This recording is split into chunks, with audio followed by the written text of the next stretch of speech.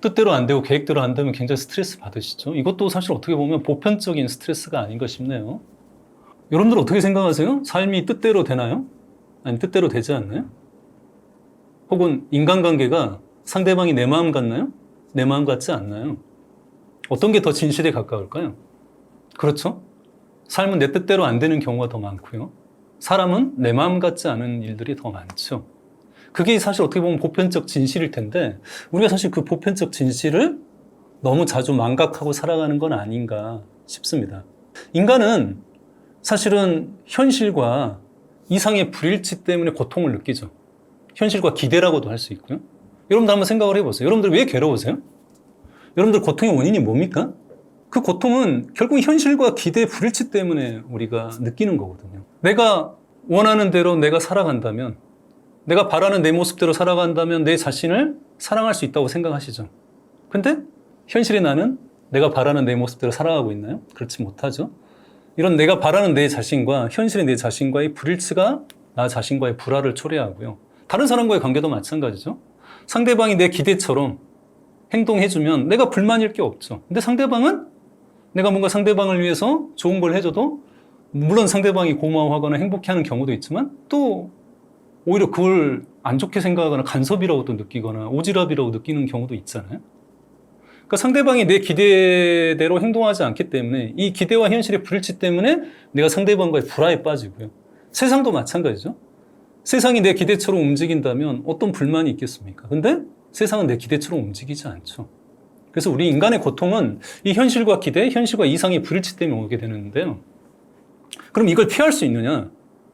피할 수 없습니다. 인간은 숙명처럼 아까 자아를 가지고 있고 미래를 생각을 하기 때문에 인간은 어떤 이런 기대와 어떤 이상들을 품고 살아가는 수직적인 존재입니다. 동물들은 미래를 생각하지 않지만 인간은 어떤 이러한 미래를 생각을 하죠. 그렇기 때문에 끊임없이 자기 자신에게 현실보다 더 나은 상태를 원하고 추구하게 되는 게 인간의 본질이고요. 다만 이제 건강한 사람과 건강하지 못한 사람들의 차이는 이 불일치의 차이가 아니라 이 불일치에 대한 태도의 차이입니다. 그러니까 건강한 사람들은 불일치를 경험하는 게 아니라 불일치를 해소하는 방향으로 스스로가 조율을 해나갈 수 있는 능력이 있고요. 건강하지 못한 사람들은 이 이상과 현실과 기대의 불일치를 해소할 수 있는, 조율할 수 있는 능력이 부재한 사람들을 우리가 건강하지 못하다, 신경증을 가지고 있다, 이렇게 이제 얘기할 수 있겠죠. 그러니까 많은 사람들이 실천력이 뛰어난 사람들을 계획대로 실천하는 사람이라고 착각합니다. 절대 그렇지 않아요. 실천력이 뛰어난 사람들은 계획대로 하는 사람이 아니고요. 그럼 어떤 사람들이죠? 계획대로 되지 않았을 때 왜 계획대로 되지 않았는지를 살펴보고 다시 재시도할 수 있는 사람, 이 사람이 바로 실천력이 높은 사람이죠. 그러니까 다르게 얘기하면 실천력이 높은 사람이라는 건 재시도 능력이 높다는 거예요. 반대로 굉장히 실천력이 떨어지는 사람, 뭐 예를 든다면 어떤 게으름 습관을 가지고 있는 사람들의 공통적인 문제는 재시도 능력이 제로에 가까워요. 저는 이제 2007년도에 굿바이 게으름이라는 책을 써서 의도치 않게 게으름 클리닉을 이제 운영한 적이 있는데요. 거기 오신 분들 공통적인 특징이 두 가지. 첫 번째는 뭐냐? 과도한 기대와 계획. 자기 자신의 현실을 무시한 과도한 계획을 세우는 거예요. 예를 들면 조금도 공부하지 않은 사람이 어느 날부터 하루에 4시간씩 공부하겠다, 이제 이런 식으로 계획을 세운다거나, 운동을 전혀 안 한 사람들이 뭐 날마다 2시간씩 운동하겠다라고 이렇게 계획을 세운다거나, 혹은 뭐 전혀 뭐 균형적인 식사를 하지 않은 사람이 갑자기 뭐 한 달 안에 뭐 10kg를 뺀다랄지 이런 식으로 하기 때문에 굉장히 무모한 계획을 세우게 됩니다. 처음에 얼마간은 어느 정도 지킬 수 있죠. 근데 얼마 가지 못해서 결국은 계획대로 안 되죠. 그때 이 사람들이 보이는 공통된 특징이 있습니다. 그게 뭘까요? 바로 직선적으로 자포자기로 넘어가게 됩니다. 내가 왜 안 됐는지, 어떤 식의 문제가 있었는지, 계획이 좀 더 비현실적이거나 무리한 건 아니었는지 이런 것들을 살펴보지 않고 바로 너가 그럴 줄 알았다, 에라 모르겠다, 될 대로 되라, 뭔가 이런 식의 어떤 그런 자기 비난, 자포자기 상태로 그냥 돌아가서 또 아무것도 하지 않는 그런 무질서 상태로 또 바로 넘어가게 됩니다. 그러면 또 그렇게 생활하다가 갑자기 또 현타가 오고 또 이렇게 살면 안 된다는 위기감이 와서 또 대단한 결심을 합니다. 그리고 또 무리한 계획을 세우죠. 그리고 또 얼마 안 가서 또 자포자기를 하고 끊임없이 이걸 되풀이하고 있는 사람들이 그런 병적인 게으름을 가지고 있는 사람들의 특징이죠. 여러분은 어떠신가요? 혹시 뜨끔하신 분이 있지 않나요? 뭐 정도의 차이는 있을지 모르지만 많은 분들이 이런 문제를 많이 가지고 있습니다.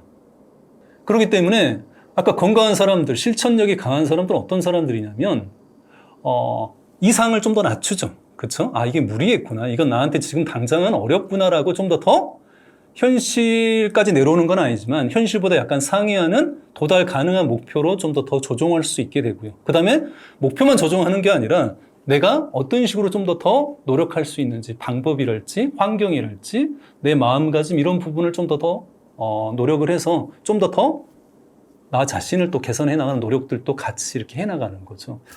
그래서 여러분들 앞으로도 굉장히 이게 계속 반복될 문제일 수 있는데요. 가장 중요한 거 우리 인간은 이 현실과 이상의 불일치 속에서 계속 힘들게 살아갈 수밖에 없지만 이것들을 조율하는 능력을 빨리 우리 스스로 길러내느냐가 굉장히 건강하고 그리고 보다 더 성장하는 삶으로 했던 그런 관건이라고 할 수 있을 것 같습니다. 아마 이 방송 들으신 분 중에 걱정도 많고 불안도 많고 고민도 많으신 분들이 있겠죠. 제가 이제 얼마 전에 어떤 대학생들 강의를 하러 간 적이 있어요. 그래서 대학생들 강의를 하는데 제가 일방적으로만 얘기하기가 좀 그래서 학생 여러분들에게 이제 포스트잇을 나눠드리고 여러분들의 현재 고민이 무엇인지 좀 적어서 이렇게 내달라고 좀 부탁을 드렸어요. 그랬더니 거의 모든 분들이 이제 그 고민을 적어서 보내주셨는데요. 어떤 고민이 가장 많았을까요? 뭐 미래 문제, 뭐 취업 문제, 뭐 아무튼 뭐 이성 문제, 뭐 친구 문제, 뭐 여러 가지 그런 문제들이 있을 수 있겠죠. 근데 가장 압도적으로 많은 1위가 뭐였냐면 고민이 너무 많은 게 고민이라는 거예요. 그러니까 고민을 어떤 한두 가지로 이렇게 압축해서 얘기하기 힘들다는 거예요. 고민이 너무 많아서. 그래서 고민이 너무 많아서 그게 또 고민이구나. 그 정말 이중의 고민이죠. 우리는 왜 이렇게 고민 속에 묻혀 살게 될까요? 이게 이제 자아라는 것 때문이죠. 이 자아가 너무 이제 몰두돼 있고, 이 자의식이 너무 과잉돼 있으면 끊임없이 그냥 외부 세계로 향해야 될 어떤 그런 주의가 자꾸 내 자신에게 이렇게 향하게 되고, 그리고 우리가 이제 감각을 느끼잖아요. 이 세상에서 어떤 그런 감각을 받아들여야 되는데 너무 이제 자기 자신한테 몰두돼 있으면 생각이 너무 많아지는 거예요. 감각이 약해지고 생각이 너무 많아서 고민이 많이 늘 수밖에 없습니다. 여러분들 뇌가 어떻게 발달하는지 아세요?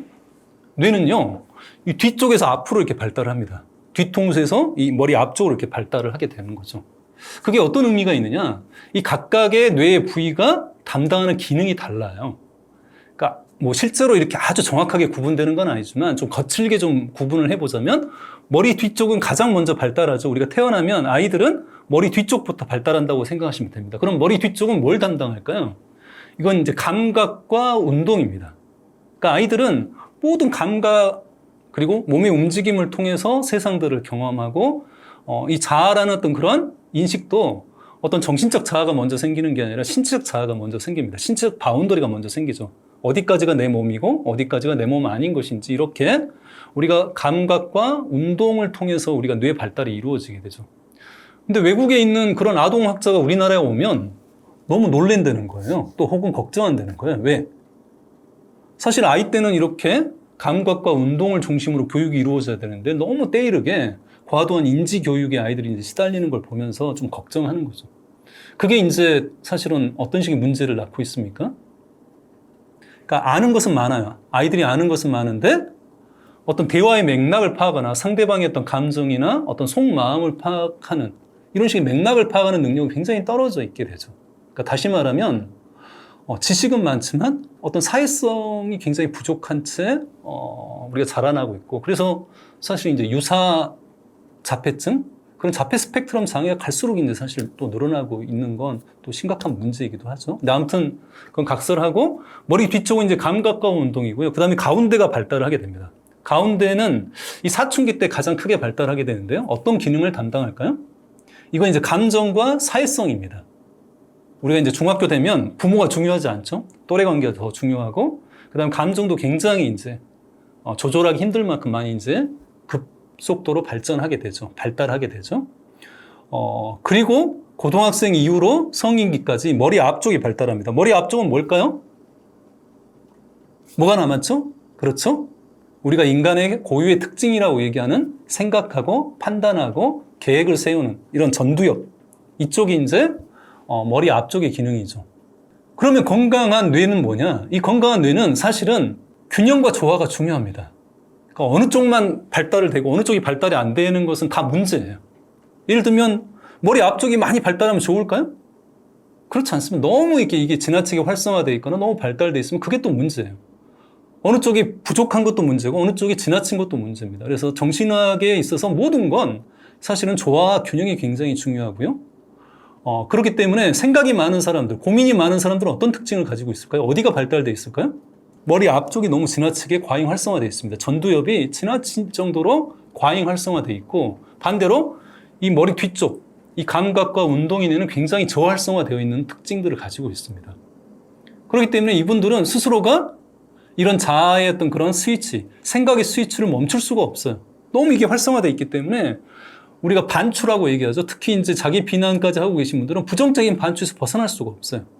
계속 고민하고 계속 자기 자신에 대해 자책하고, 이런 어떻게 보면 물을 우리가 흘려보낼 때 고리 깊은 곳으로 물이 자연스럽게 흘러가는 것처럼 그런 쪽으로 뇌의 회로가 너무 잘 발달되어 있기 때문에 그쪽으로만 계속 생각의 회로 쪽으로만, 고민의 회로 쪽으로만 흘러가기 때문에 거기에 스스로 스탑할 수가 없죠.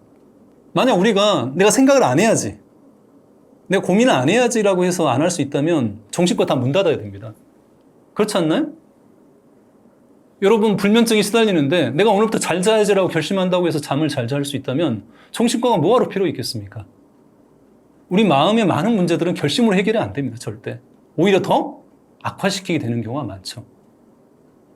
그러면 너무 고민이 많고 생각이 많은 사람들은 어떻게 해야 될까요? 그런 의문이 들죠? 그런 질문이 드실 텐데 어떻게 하는 게 좋을까요? 생각을 안 하려는 노력이 아무 의미가 없고 오히려 더 역효과를 초래한다면 어떻게 해야 될까요? 그 방법은 다른 쪽 뇌를 활성화시키는 겁니다. 가장 대표적인 게 감각의 뇌, 머리 뒤쪽을 활성화시키는 게 가장 생각의 뇌를 조용하게 하는, 어떻게 보면 그 스위치를 끄는 효과를 발휘하게 됩니다. 그래서 제가 지금 하고 있는 일들이 주로 이제 그런 일입니다. 그래서 이 감각을 활성화시키는 거. 그래서 저는 이제 치유 걷기, 걷기 상담 이런 것들을 이제 야외에서 많이 하게 되는데요. 걸으면서 그냥 생각하면서 걷게 하는 게 아니라 사람들이 내가 지금 어떤 감각을 느끼는지를 잘 느낄 수 있도록 제가 이제 안내를 하죠.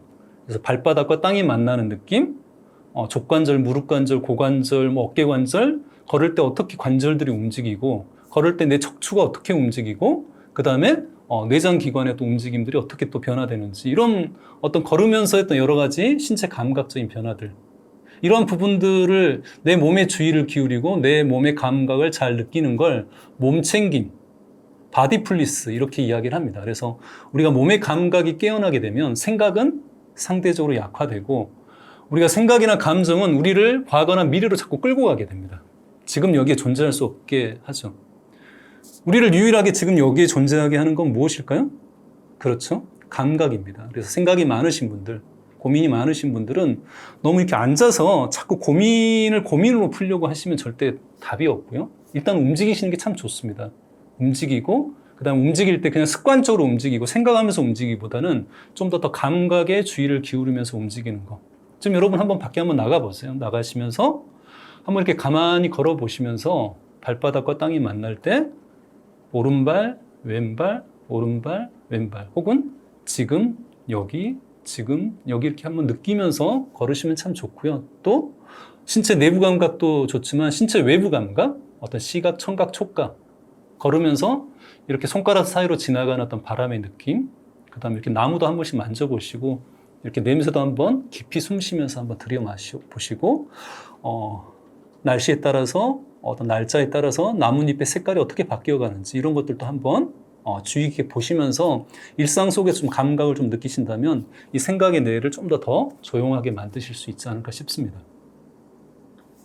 저는 이제 인간을 휴먼 비잉이라고 생각하지 않고 휴먼 비커밍, 그러니까 됨의 존재가 아니라 되어감의 존재라고 생각을 하고요. 그래서 제 어떤 그런 지금 뭐 글을 쓰고 이렇게 사람들과 같이 마음 훈련을 하는 데 있어서 가장 중요한 어떤 초점을 저는 성장에 이제 이렇게 놓고 바라봅니다. 그래서 그런 이제 성장 지향적인 어떤 관점으로서 삶과 좀 사람들을 바라보고 있는데요.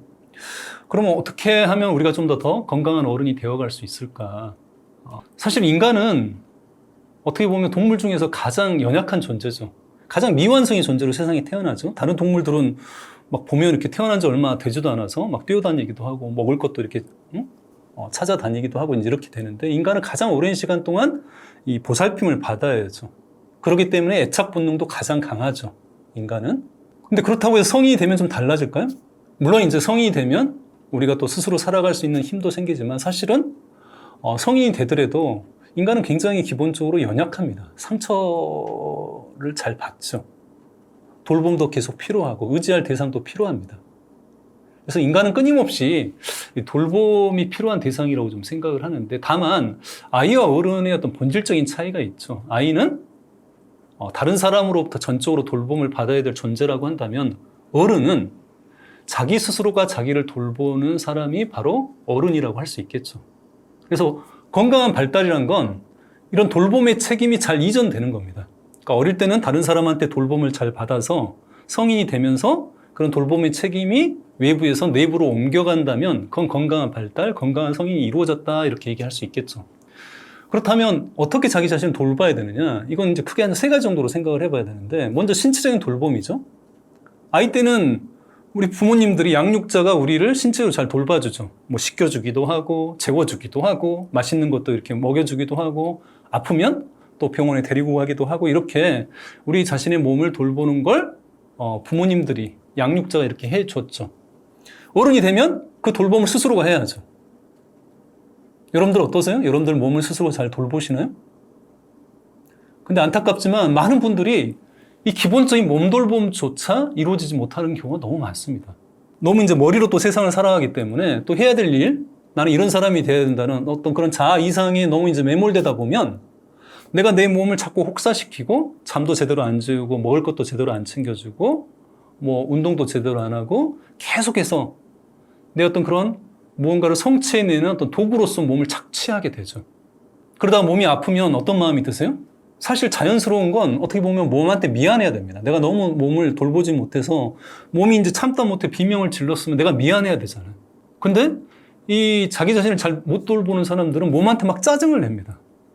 지금 내가 해야 될 것도 많은데, 제기랄, 뭐 이렇게 몸까지 아파가지고, 나는 왜 이렇게 저질 체력이야, 뭐 아무튼 왜 이런 몸을 타고 나와가지고, 뭐 아무튼 이런 식으로 몸을 원망하고 몸에 대해서 비난하고 막 이렇게 자기 몸을 혐오하고 막 이런 분들이 너무 많죠. 그러니까 어떻게 보면 어른으로서 자기 돌봄이 안 이루어지는 거죠. 그래서 자기 돌봄의 가장 기본은 몸 돌봄이에요.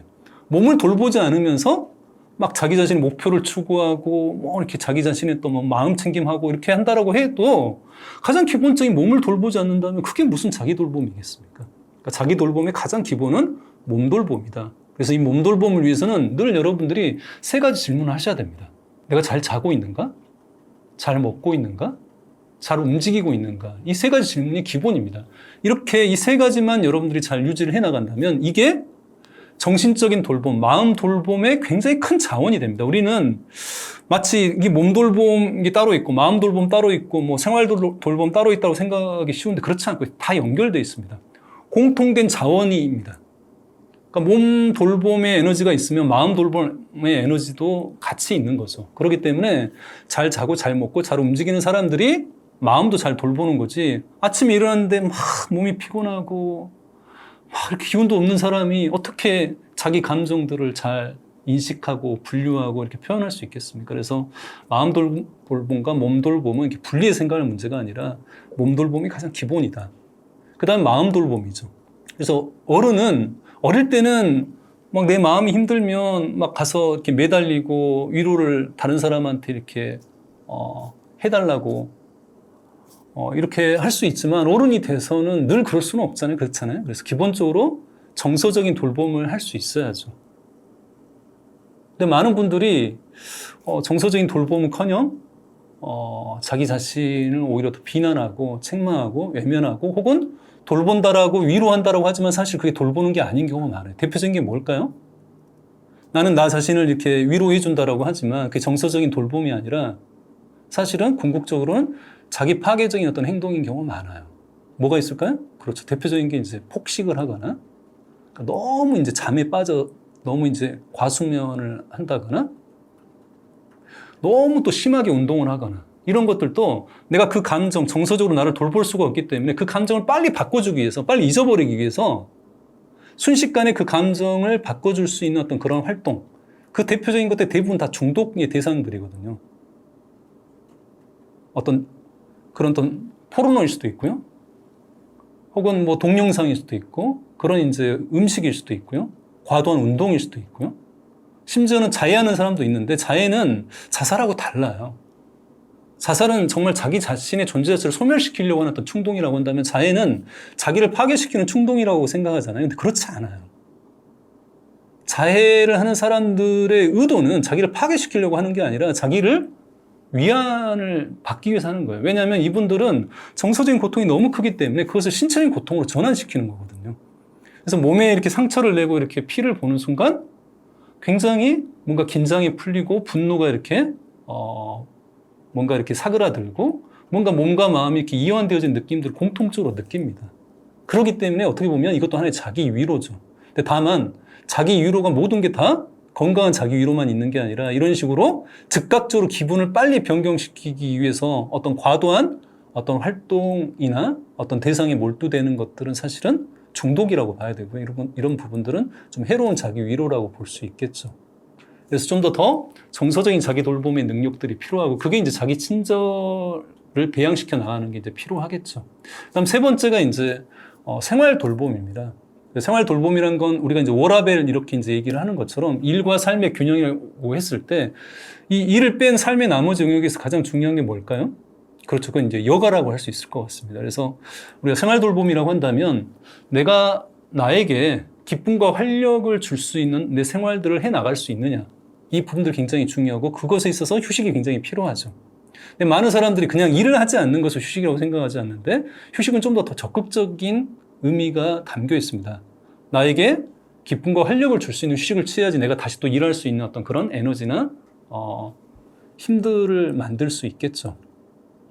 그래서 건강한 어른은 내가 무엇을 할 때 기쁨과 활력을 느끼는지 나에게 좋은 휴식이 무엇인지를 아는 사람들이 사실은 건강한 어른이라고 할 수 있고요. 그런 시간들을 자기 자신에게 허락할 수 있는 사람들. 근데 많은 현대인들이 사실 그렇지 못하죠. 뭔가 자꾸 생산적인 일을 해야 된다고 생각을 하지 나에게 뭔가 기쁨과 활력을 주는 이런 순수한 기쁨, 어떤 놀이와 같은 어떤 휴식들을 자꾸 외면하게 되기 때문에 시간이 지나면 갈수록 이렇게 번아웃이 많이 더 심각해지고 있는 것 같습니다.